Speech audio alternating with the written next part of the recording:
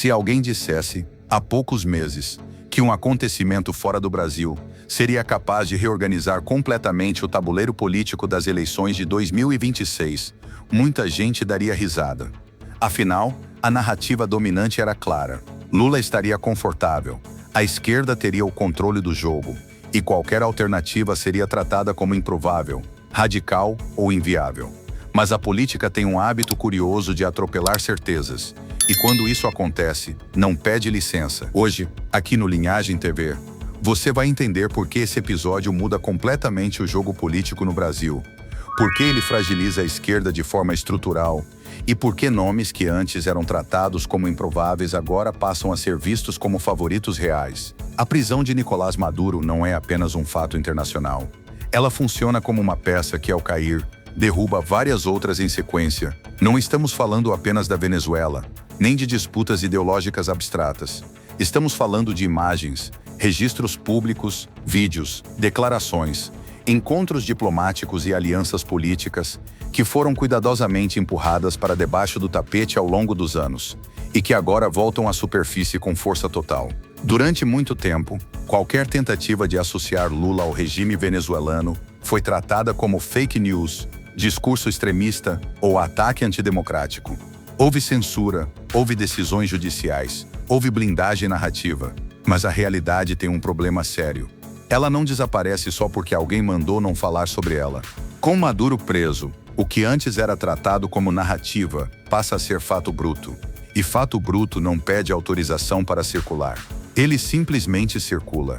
A pergunta que se impõe agora não é se isso vai impactar as eleições de 2020. A pergunta real é o quanto isso já impactou e o quanto ainda vai impactar. Antes de continuar, eu preciso te pedir uma coisa simples, mas fundamental. Se você gosta de análises profundas, sem medo de tocar nos pontos que muitos evitam, se inscreva agora no Linhagem TV. Ative o sino, deixe seu like e compartilhe esse vídeo. Isso ajuda o canal a continuar entregando conteúdo que vai além da superfície, conteúdo que realmente explica o que está por trás do jogo de poder. Agora sim, vamos ao que interessa: a prisão de Maduro e o colapso da narrativa. Vamos começar desmontando a principal ilusão que foi vendida nos últimos anos. A ideia de que a relação entre Lula, o PT e o regime venezuelano sempre foi uma invenção da direita. Essa versão só se sustenta enquanto o debate permanece no campo da retórica. O problema é que, a partir do momento em que um personagem central dessa história cai, todo o resto começa a ser revisitado sob outra luz. A prisão de Nicolás Maduro não cria fatos novos sobre o passado.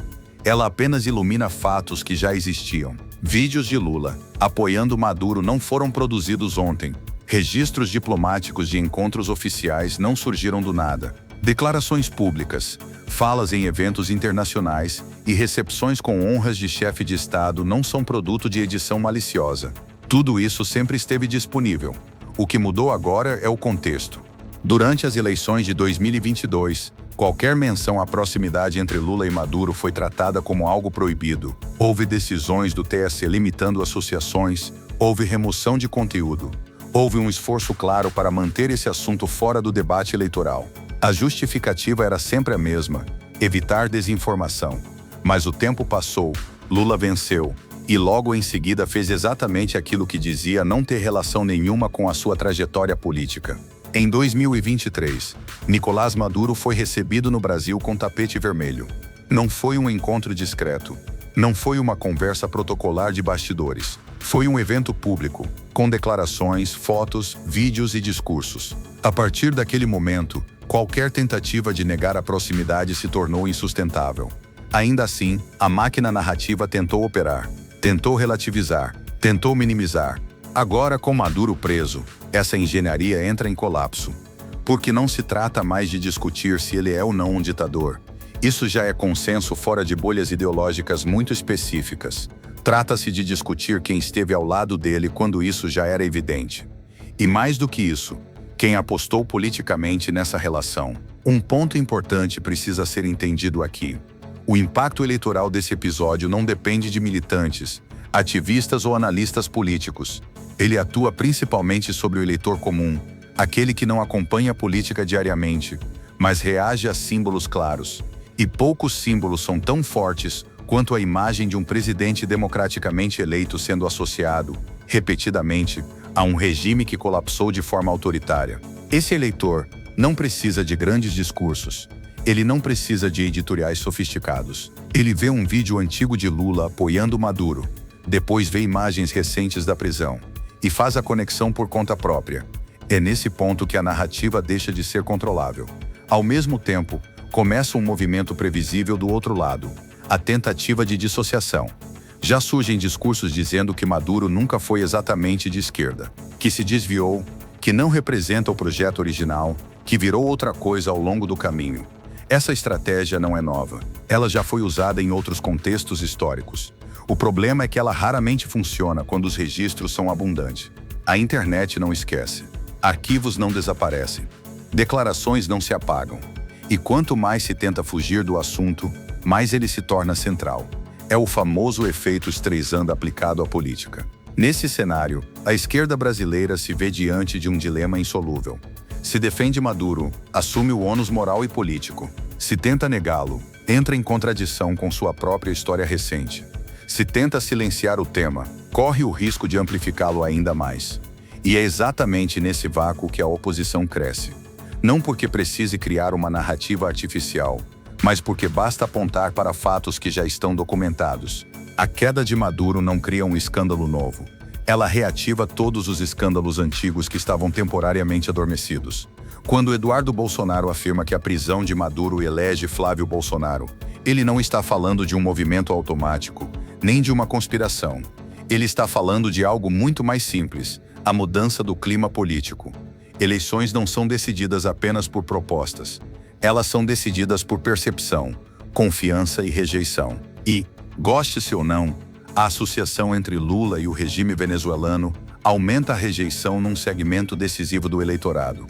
Um segmento que não se identifica nem como militante de direita, nem como militante de esquerda, mas que reage fortemente a sinais de autoritarismo, corrupção e alianças mal explicadas. A partir de agora, cada novo desdobramento envolvendo Maduro, seja uma revelação, seja um vazamento, seja uma simples menção em veículos internacionais, funciona como combustível para esse processo.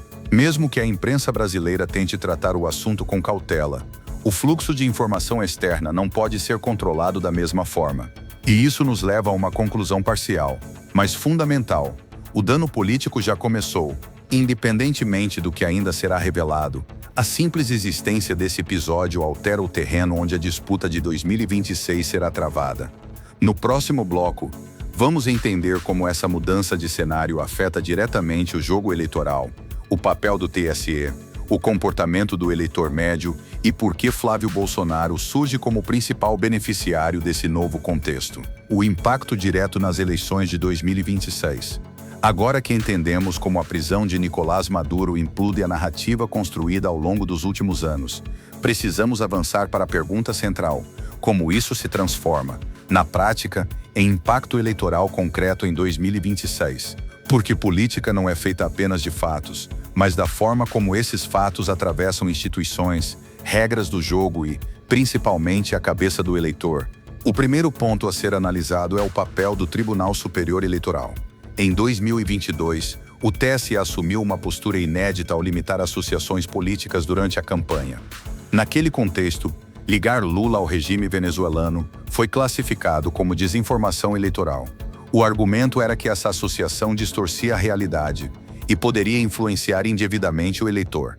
Independentemente da avaliação que se faça dessa decisão, o fato é que ela só foi possível porque, naquele momento, a narrativa ainda podia ser disputada. Em 2026, o cenário é completamente diferente. Não estamos mais falando de especulação, de suposição ou de e se. Estamos falando de registros públicos, encontros oficiais amplamente noticiados e agora, da prisão de um aliado histórico. O que antes era tratado como uma construção retórica passa a ser sustentado por fatos objetivos. E isso muda completamente o ambiente jurídico e político da disputa. Mesmo que o TSE tente repetir a estratégia de 2022, o efeito prático tende a ser muito menor. Primeiro, porque a informação já circulou. Segundo, porque o eleitor já formou sua percepção. E terceiro, porque o volume de material disponível torna praticamente impossível controlar o debate da mesma forma. A censura funciona quando o assunto ainda está restrito a nichos. Quando ele se torna mainstream, o controle se dissolve. Aqui entra um elemento crucial: o tempo. As eleições ainda estão relativamente distantes, mas a imagem já começou a se cristalizar. E imagem política, uma vez formada, é extremamente difícil de ser revertida. Não importa quantas notas oficiais sejam publicadas, quantas análises tentem relativizar, ou quantas explicações técnicas sejam oferecidas. O eleitor médio não opera nesse nível de detalhe. Ele opera no campo da impressão geral. E a impressão geral que começa a se formar é simples. Lula esteve próximo de um regime que acabou em colapso autoritário. Essa percepção não precisa ser absoluta para ser eleitoralmente relevante. Ela só precisa gerar dúvida, desconforto ou rejeição suficiente para deslocar votos. Ao mesmo tempo, essa mudança de clima cria uma janela de oportunidade para a oposição. E aqui entra o nome de Flávio Bolsonaro. Diferentemente de Jair Bolsonaro, que carrega uma rejeição consolidada e um histórico de confrontos institucionais, Flávio surge como uma alternativa com menos arestas visíveis para parte do eleitorado. Ele herda a base bolsonarista, mas não carrega, na mesma intensidade, os conflitos do pai com o sistema. Isso é fundamental. Eleições raramente são decididas apenas por entusiasmo. Muitas vezes, elas são decididas por rejeição comparativa. O eleitor não escolhe quem ama, escolhe quem rejeita menos. E nesse novo cenário, a rejeição ao campo governista tende a crescer, enquanto a rejeição a Flávio Bolsonaro encontra espaço para ser relativizada. Outro fator decisivo é o comportamento do eleitor que não se considera politizado. Esse eleitor não acompanha debates jurídicos, não lê decisões do TSE e não se aprofunda em análises institucionais. Ele reage a manchetes, imagens e conversas do cotidiano. Quando esse eleitor vê que um aliado histórico do governo foi preso, e que esse aliado era frequentemente defendido ou relativizado, isso produz um efeito imediato de desconfiança. E aqui está um ponto que muitos analistas ignoram. Não é necessário que Maduro diga absolutamente nada sobre o Brasil para que o impacto aconteça. O simples fato de ele estar preso já é suficiente para ativar associações negativas. Qualquer revelação adicional apenas amplifica um processo que já está em curso. Além disso, há o fator internacional. Em um mundo hiperconectado, o Brasil não consome apenas informação produzida internamente. Reportagens de veículos estrangeiros circulam amplamente nas redes sociais. E esses veículos não operam sob as mesmas restrições narrativas da imprensa brasileira. Eles tendem a ser mais diretos ao tratar de alianças, responsabilidades e consequências. Isso cria um efeito curioso. Mesmo que a mídia nacional tente suavizar o impacto, o eleitor é exposto a versões mais cruas do mesmo fato por meio de fontes externas. Essa dissonância enfraquece ainda mais a tentativa de controle narrativo. No campo institucional, o governo também se vê diante de um dilema estratégico. Se reage com força, tentando enquadrar o tema como interferência estrangeira ou ataque à soberania, corre o risco de parecer defensivo e paranoico. Se ignora, deixa o assunto crescer sem contraponto. Qualquer movimento é arriscado. E é exatamente nesse tipo de cenário que campanhas começam a ser vencidas ou perdidas muito antes do período oficial. Porque quando a campanha começa de fato, o terreno já está preparado. O eleitor já tem uma inclinação emocional. A propaganda apenas reforça o que ele já sente. Outro aspecto relevante é a fragmentação da esquerda. Mesmo dentro do campo progressista, há desconforto com a relação histórica com o regime venezuelano. Nem todos compraram essa defesa ideológica. Muitos votaram em Lula por rejeição ao bolsonarismo, não por entusiasmo com alianças internacionais questionáveis. Esse eleitor tende a ficar órfão quando essas contradições vêm à tona. E o eleitor órfão é perigoso para qualquer projeto político. Ele pode migrar, pode se abster, ou pode votar de forma punitiva. Em todos os casos, isso prejudica quem está no poder. Do outro lado, a direita se beneficia mesmo quando fica em silêncio. Esse é um ponto contraintuitivo, mas real. Não é necessário martelar o tema todos os dias. Às vezes, basta deixar que o assunto circule organicamente. Cada nova notícia, cada novo comentário, cada novo vídeo antigo que ressurge funciona como um lembrete constante. Em resumo, o impacto eleitoral da prisão de Maduro se dá em múltiplas camadas, jurídica, institucional, midiática e emocional. Ele não depende de uma grande denúncia explosiva. Ele opera como um desgaste contínuo, silencioso e cumulativo. E é por isso que tantos analistas subestimam esse tipo de evento. Eles esperam um fato novo espetacular, quando na verdade o processo mais eficiente é o da erosão gradual da confiança. O fator internacional, o medo do Planalto e o jogo que já foi virado.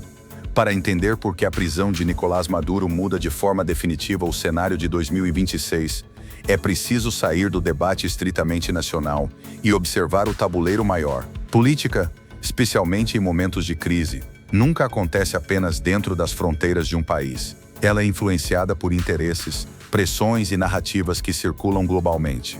E nesse caso, o fator internacional não é acessório, ele é central. A partir do momento em que Maduro passa à custódia das autoridades americanas, o assunto deixa de ser apenas latino-americano e entra no radar permanente da política dos Estados Unidos. Isso significa cobertura constante, vazamentos controlados, análises de inteligência e, principalmente, interesse político. E quando os Estados Unidos se interessam por um tema, ele não desaparece tão cedo do noticiário.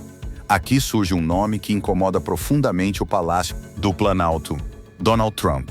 Independentemente de simpatias ou rejeições pessoais, Trump entende como poucos o poder da comunicação política. Ele sabe transformar fatos em símbolos e símbolos em combustível eleitoral.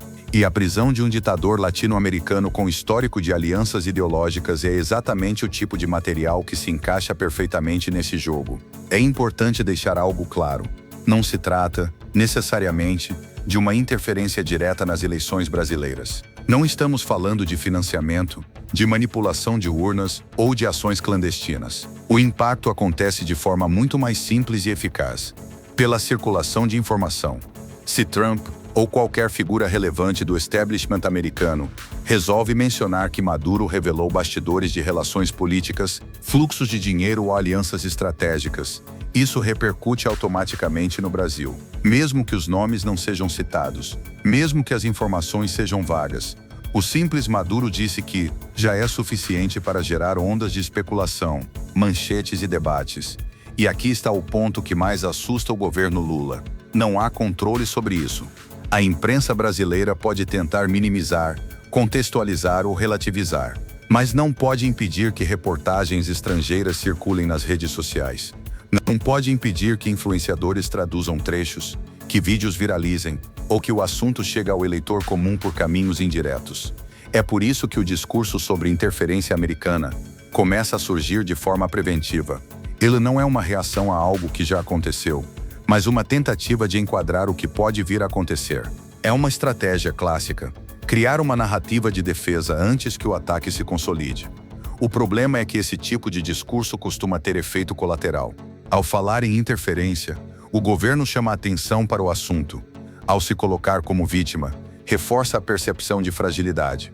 E ao apontar para um inimigo externo, acaba confirmando indiretamente que existe algo a ser protegido ou escondido. Enquanto isso, Maduro segue sendo uma incógnita perigosa. Preso, isolado e com seu futuro pessoal em jogo, ele passa a operar sob a lógica da sobrevivência. Ditadores raramente caem em silêncio absoluto quando percebem que têm algo a oferecer em troca de benefícios. Informações se tornam moeda. Bastidores se transformam em ativos. Mesmo que nenhuma grande revelação venha à tona, o simples risco de que elas existam já é suficiente para manter o tema vivo. E política odeia incerteza. Governos odeiam incerteza. Campanhas odeiam incerteza. Cada semana que passa sem um encerramento definitivo desse capítulo funciona como um lembrete constante de que há uma relação mal resolvida entre o governo brasileiro e o regime venezuelano. E quanto mais próximo o calendário eleitoral avança, mais sensível esse tipo de associação se torna. Do ponto de vista estratégico, o Planalto enfrenta um problema quase insolúvel. Não pode atacar frontalmente os Estados Unidos sem gerar atritos diplomáticos. Não pode defender Maduro sem custo político interno. Não pode fingir que nada aconteceu sem parecer desconectado da realidade. Qualquer movimento implica perda. Enquanto isso, a oposição observa. E muitas vezes, a melhor estratégia é justamente não parecer desesperada. Deixar que o desgaste aconteça de forma orgânica. Deixar que o eleitor faça as conexões sozinho. Deixar que o assunto amadureça. É nesse ambiente que Flávio Bolsonaro surge como um nome cada vez mais competitivo. Não porque ele tenha feito algo extraordinário, mas porque o cenário ao redor se reorganizou a seu favor. Ele aparece como o beneficiário indireto de um processo que enfraquece estruturalmente o adversário. E aqui chegamos a uma conclusão que muitos relutam em admitir. As eleições de 2026 não começarão do zero.